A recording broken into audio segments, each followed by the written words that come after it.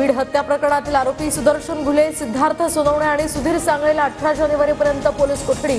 फरार मुख्य आरोपी सुदर्शन घुले आणि सुधीर सांगळे पुण्यात अटकेत. गुन्ह्यातील मास्टरमाइंड कोण असा शब्द वापरला नाही. सरकारी वकिलांचा कोर्टात युक्तिवाद.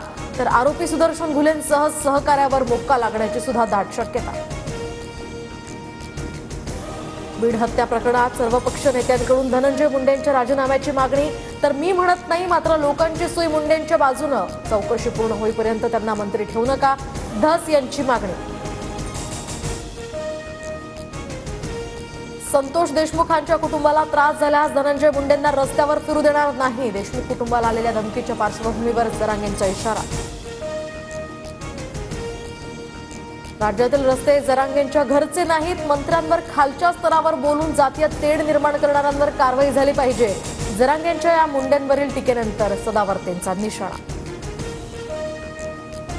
मारहाणीचा व्हिडिओ दाखवला असेल तर आकाचा सुद्धा जेलवारीसाठी नंबर लागू शकतो. सुरेश धस यांचा हल्लाबोल. तर वाल्मिक कराडवर मोक्का लावण्याची सुद्धा मागणी.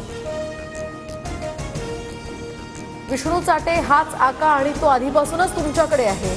आरोपींच्या वकिलांचा कोर्टात दावा. तर आरोपींनी गुन्हा करताना कोणतं हत्यार वापरलं हे रेकॉर्डवर नाही, वकिलांची माहिती.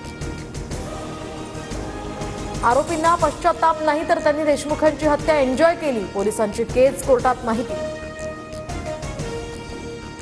धनंजय मुंडे आणि पंकजा मुंडेंनी मंत्रिपदाचा त्याग करावा. गजानन कीर्तीकरांची प्रतिक्रिया. तर शिवसेनेकडून पहिल्यांदाच मुंडे भाऊ बहिणीच्या राजीनाम्याची मागणी.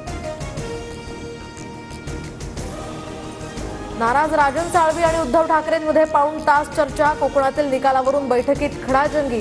तुम्ही घ्यायचा तो निर्णय घ्या, ठाकरेंचं बैठकीत वक्तव्य.